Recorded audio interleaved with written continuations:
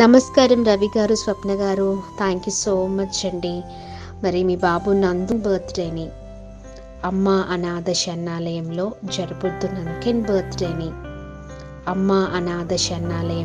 జరుపుతున్నందుకు thank you so much.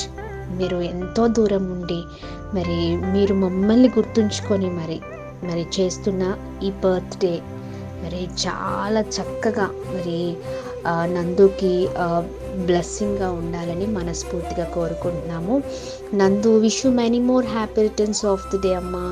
ఇలాంటి birthdays ఎన్నో నీ జీవితంలో నువ్వు జరుపుకోవాలని అమ్మ అనాథ శరణాలయం తరఫున మనస్ఫూర్తిగా కోరుకుంటున్నాం.